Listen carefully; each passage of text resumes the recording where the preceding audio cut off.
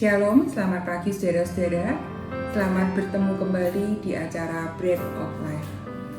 Bagaimana kabar saudara-saudara pagi hari ini? Saya harap saudara-saudara dalam kondisi sehat dan bahagia. Sebelum kita merenungkan firman Tuhan, marilah kita berdoa. Bapa yang baik, terima kasih kalau di pagi hari ini Tuhan, kami boleh berada di sini Tuhan. Kami mau merenungkan sebagian daripada firman-Mu. Biarlah Engkau sendiri Tuhan yang akan mengajar kepada setiap kami, sehingga sepanjang hari ini Tuhan, kami boleh merasakan penyertaan-Mu Tuhan, dan pertolongan-Mu di dalam kehidupan kami. Sehingga hidup kami Tuhan benar-benar dapat memuliakan dan menyenangkan hati-Mu Tuhan. Terima kasih Tuhan Yesus. Di dalam nama Tuhan Yesus Kristus kami berdoa. Amin. Saudara-saudara, pagi hari ini kita akan merenungkan firman Tuhan yang terambil dari Maleakhi 3 ayat 3a. Demikian firman Tuhan. Ia akan duduk seperti orang yang memurnikan dan mentahirkan perak, dan ia mentahirkan orang Lewi. Saudara-saudara, mengapa Tuhan menggambarkan pemurnian umatnya seperti orang yang memurnikan perak? Mari kita belajar dari salah satu tokoh Alkitab, yaitu Yusuf. Saudara-saudara, tentu kita tahu perjalanan hidup dari Yusuf. Yusuf adalah anak kesayangan dari Bapak Yakub. Karena dia sangat dicintai oleh ayahnya, saudara-saudaranya cemburu. Dan akhirnya saudara-saudaranya itu menjual Yusuf kepada orang Midian. Lalu orang Midian itu membawa Yusuf ke Mesir. Yusuf kemudian dijual kepada Potifar, pegawai istana Firaun. Tidak sampai di situ penderitaannya. Ya, ketika dia ada di rumah Potifar, dia mulai menikmati menjadi pemimpin dari pegawai-pegawai Potifar. Tetapi tiba-tiba istri Potifar menfitnah Yusuf, dan akhirnya Yusuf dijebloskan ke dalam penjara. Apa yang dialami Yusuf ini mirip penggambaran dari pemurnian perak. Karena perak pertama-tama itu harus dipisahkan dari logam-logam lain, baik itu tembaga, timah, kotoran, dan lain-lain. Berulang-ulang dia harus dibersihkan. Jikalau perak itu bisa merasakan rasa sakit, pasti perak itu sudah berteriak, sakit, sakit. Dan setelah perak itu bersih dari kotoran-kotoran dan logam-logam lain, perak itu dibakar. Bukankah seperti itu kehidupan Yusuf? Dia ada di dalam penjara, di titik terendah, di titik yang sangat sakit.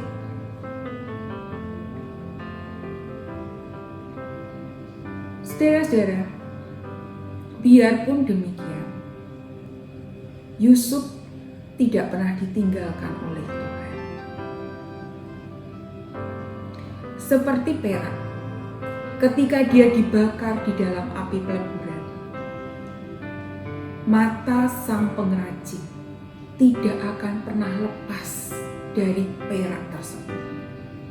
Ketika perak itu mencair, sang pengrajin akan segera mengangkat perak itu sebelum perak itu terbakar habis.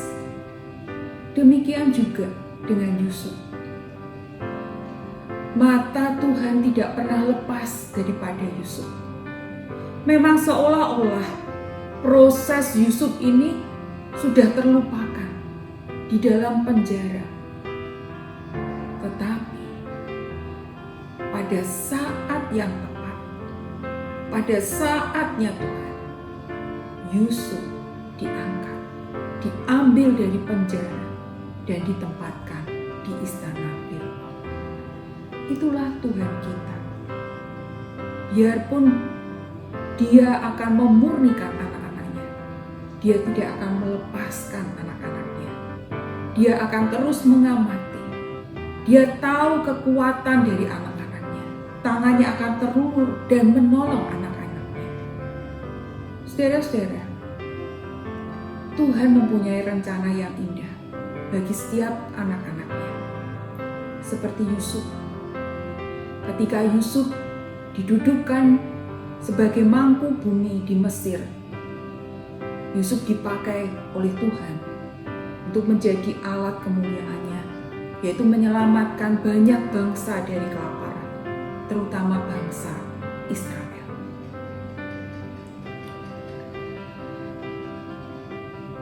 Dari kisah Yusuf ini, mungkin Bapak Ibu dan saudara sekalian menemukan cara yang dipakai Yusuf supaya dia bisa lolos dari proses pemurnian ini. Tapi lebih jelasnya mari kita buka dari Kejadian 50 ayat 19 sampai 21. Ayat yang ke-19. Tetapi Yusuf berkata kepada mereka, "Janganlah takut, sebab aku inikah pengganti Allah. Memang kamu telah mereka-rekakan yang jahat terhadap aku, tetapi Allah telah mereka-rekakannya untuk kebaikan, dengan maksud melakukan seperti yang terjadi sekarang ini, yakni memelihara hidup suatu bangsa yang besar." Bapak, Ibu, dan saudara sekalian, dari ayat ini tersirat bahwa Yusuf itu percaya bahwa semua yang terjadi di dalam hidupnya itu ada campur tangan Tuhan. Dia percaya Tuhan memiliki rancangan yang indah. Kemudian di ayat yang ke-21, "Jadi janganlah takut, aku akan menanggung makanmu dan makan anak-anakmu juga. Demikianlah ia menghiburkan mereka dan menenangkan hati mereka dengan perkataannya." Ini perkataan Yusuf kepada saudara-saudaranya yang pernah menyiksa dan menjual dia. Dari ayat ini kita tahu bagaimana baik hatinya Yusuf ini. Kebaikan hati Yusuf ini tentunya diwarnai karena kedekatannya dia dengan Allah, kedekatannya dia dengan Tuhan. Di masa-masa pemurnian, dia makin dekat, makin lekat dengan Tuhan, makin mencintai Tuhan. Sehingga apapun yang dilakukannya, dia selalu ingat akan Tuhan, ingin menyenangkan hati Tuhan. Saudara-saudara, di masa pandemi ini, kita mengalami masa-masa yang sukar. Ya, ibadah dibatasi, saudara. Sekolah juga harus online. Ketakutan akan kematian itu merajalela. Kemudian banyak orang yang mengalami PHK ataupun pemotongan gaji, sehingga hidup semakin susah. Dan masih banyak lagi masalah-masalah yang lain. Tetapi ingat, saudara, ketika kita mengalami masa-masa yang tidak enak, masa-masa yang sukar seperti ini, ingat, kita ada di tangan Tuhan. Kita sedang dimurnikan oleh tangan Tuhan. Tuhan itu bertanggung jawab. Di dalam Daniel 12 ayat yang 10 dikatakan, banyak orang akan disucikan dan dimurnikan dan diuji, tetapi orang-orang fasik akan berlaku fasik. Tidak seorang pun dari orang fasik itu akan memahaminya, tetapi orang bijaksana akan memahaminya. Biarlah kita memilih menjadi orang-orang bijaksana seperti Yusuf. Kita harus mempunyai pola pikir surgawi, punya pengharapan kepada Tuhan. percaya bahwa Tuhan tidak pernah melepaskan kita. Tangan Tuhan yang memurnikan kita itu akan mengangkat kita, mengeluarkan kita dari segala kesesakan, kesusahan pada saat yang tepat. Karena itu, saudara, biarpun ini masa-masa yang sukar, biarlah tiap hari kita tetap mengucap syukur kepada Tuhan, karena Tuhan tidak pernah melepaskan kita. Pertolongan Tuhan tidak akan pernah terlambat kepada kita. Ingatlah selalu bahwa kita ini adalah milik Tuhan Yesus, dan tangan Yesuslah yang memurnikan kita, sehingga kita tidak perlu khawatir. Dia adalah Bapa yang penuh kasih. Dia akan bertanggung jawab atas hidup kita, dan Dia akan mengangkat kita di dalam segala kesesakan kita. Saudara, untuk mengakhiri renungan ini, saya ingin mengajak kita untuk menaikkan sebuah lagu pujian, di mana lagu pujian ini menceritakan bahwa kita tidak mengerti yang terjadi di dalam hidup kita ini, kesukaran-kesukaran yang terjadi, tetapi kita tidak akan menyerah. Karena kita punya keyakinan bahwa Tuhan punya rencana yang terbaik.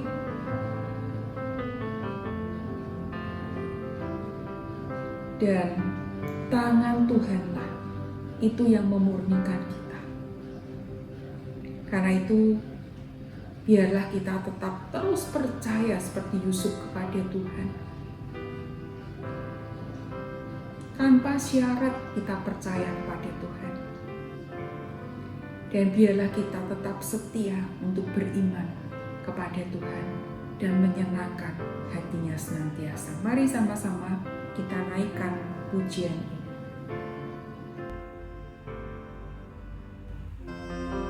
Mari dengan segenap hati kita nyanyikan lagu ini sebagai bentuk pengakuan kita terhadap Tuhan.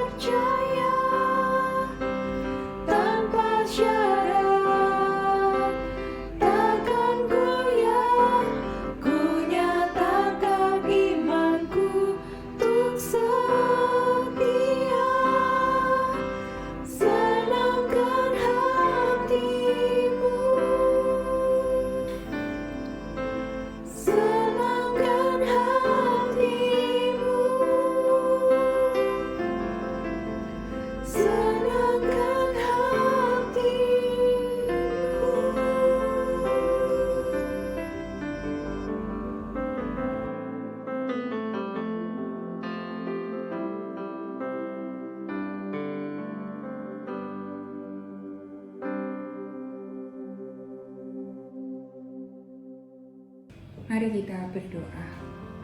Bapa, terima kasih untuk pagi yang indah ini. Terima kasih kami boleh belajar sebagian daripada firman-Mu Tuhan. Ajari kami untuk tetap setia di dalam mengikut Engkau.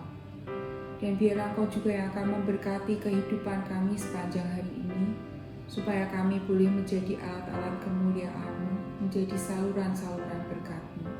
Berkati keluarga kami dimanapun mereka berada Tuhan. Biarlah perlindungan-Mu yang sempurna senantiasa menyertai mereka. Dan biarlah mereka pun boleh merasakan kasih-Mu Tuhan. Dan biarlah mereka pun senantiasa boleh mengucap syukur Tuhan, karena kasih-Mu yang boleh mereka nikmati Tuhan. Tuhan, saat ini kami juga berdoa untuk kota Kudus ini Tuhan. Tolong Tuhan, biarlah belas kasihan boleh turun atas kota Kudus ini. Kami berdoa untuk pemimpin-pemimpin kota ini Tuhan. Berikan kesehatan, kekuatan yang daripada-Mu Tuhan. Dan juga berikanlah mereka hikmat bijaksana Tuhan, sehingga mereka boleh menyelesaikan masalah-masalah dengan baik Tuhan, sesuai dengan cara-Mu Tuhan. Tuhan, kami juga berdoa untuk negeri ini Tuhan.